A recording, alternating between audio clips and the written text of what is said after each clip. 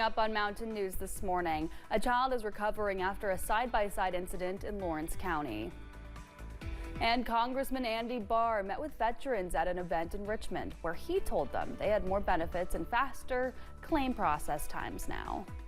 Dedicated to Eastern and Southern Kentucky, this is WYMT Mountain News this morning. Good morning. Happy Friday to you, Mountain family. I'm Amelia Lee here on this August 29th. It is 6 o'clock this morning and time for a look at our weather with Eric Dean. And Eric, I saw this. I think you've gotten the Hazard Coffee Company pumpkin spice flavor recently. No, I don't. You haven't? I don't like pumpkin spice flavored anything. Really? Not even for fall? You won't even try it? I'm not a big fan of pumpkin. No, no worries about that. You can get a different kind of drink, maybe caramel apple or something. You know, I will tell you this, Amelia. I have been trying the cold brew lemonade that they have there. Oh. And to me, that's really good. And there's a story. I actually let Megan try it the other day, and if looks could kill, she didn't like it. Wow. Not at all. Sad. Very sad. To me, it's great, though. I'm going to go get one after this newscast. Good morning. It is 6 o'clock on the dot. It's 6:01 now. Here's a look at your temperatures right now. 40s and 50s at the top of the hour. 59 in Prestonsburg, 54 in Boonville, 55 in Somerset, 56 in London. That temperature change right now. We are warmer than this time yesterday. 7 degrees warmer in Irvine, 7 degrees warmer in London. Hazard, 7 degrees warmer, 6 degrees warmer in Pine Mountain, 3 degrees warmer in Middlesboro. Dew point right now in the 40s and 50s. So very dry out there. All is quiet on live pinpoint Doppler radar. The tea time forecast is sponsored by Stonecrest Golf Course and Top Tracer Range. All is great today. Definitely get out and enjoy that tea time. I'll have your complete first alert forecast coming up in a few minutes. It is 6:02. We'll toss it back to Amelia. A child is recovering after a side-by-side incident. The Louisa Volunteer Fire Department says this happened in the Louisa Drive area of Louisa Wednesday night. Ariana Mintz spoke with neighbors about what they saw. And I looked up. I knew then when I heard the helicopter that someone had gotten hurt or they were being life flighted out for some reason. Alice and Varney went to see what was going on after family members told her about flashing lights in front of her home on Louisa Drive in Louisa. My heart went in my stomach because we just don't see that on our street, do we? She had found out an 11-year-old had been injured in a side-by-side incident Wednesday night. That's terrible.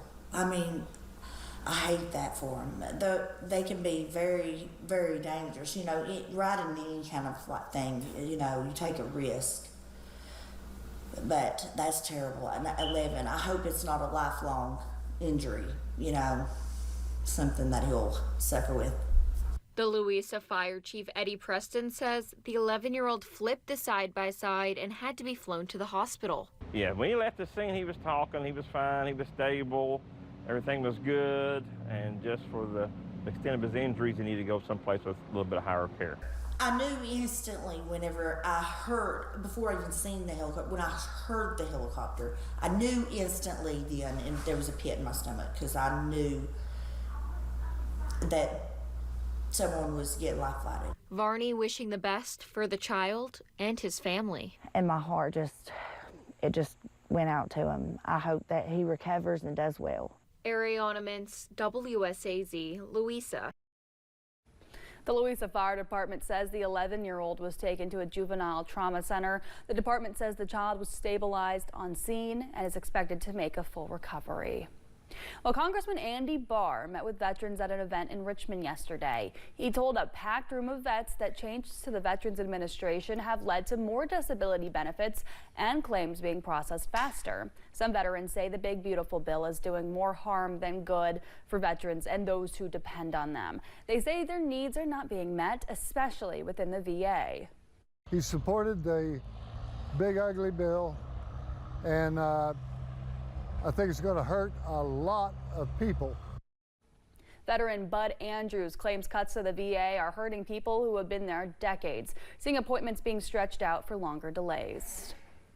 Well, today marks the 20th anniversary of Hurricane Katrina making landfall in Louisiana, one of the deadliest and costliest storms in U.S. history. Early yesterday, former mayor of New Orleans, Mitch Landrieu, spoke at the SOAR Summit in Corbin. He shared the similarities he sees between Louisiana and Kentucky, as both states have suffered from natural disasters. He says the people, not just the plans, that make a difference when moving forward. You gotta just go through the pain, and you gotta choose. You have to make a choice not to let it hold you back. We saw this in New Orleans, and it takes a while because it can really be depressing early on, because it's really hard because you lose faith in your institutions, you lose faith that people want there to help you.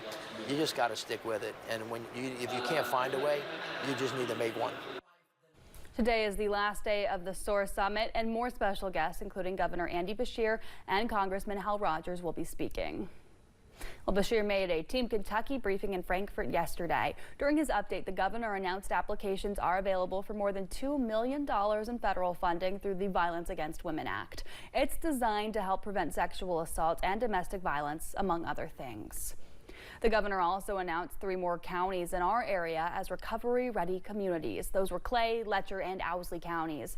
31 counties in total throughout the state have now been certified as recovery-ready communities for having established services available for those seeking help for drug or alcohol addiction. Well, new interim CDC director has been selected after President Donald Trump fired his previous pick to lead the Centers for Disease Control and Prevention. Jim O'Neill has been chosen as the interim CDC director. A former tech investor, O'Neill currently serves as Deputy Secretary of Health and Human Services. HHS Secretary Robert F. Kennedy Jr., just before the announcement, said he wants to change the department's institutional culture. They're going to be able to accomplish that and ensure the competent functionality of that agency. Acting Director O'Neill previously had posts under the George W. Bush administration, serving the Department of Health and Human Services. He has also worked as a biotech investor.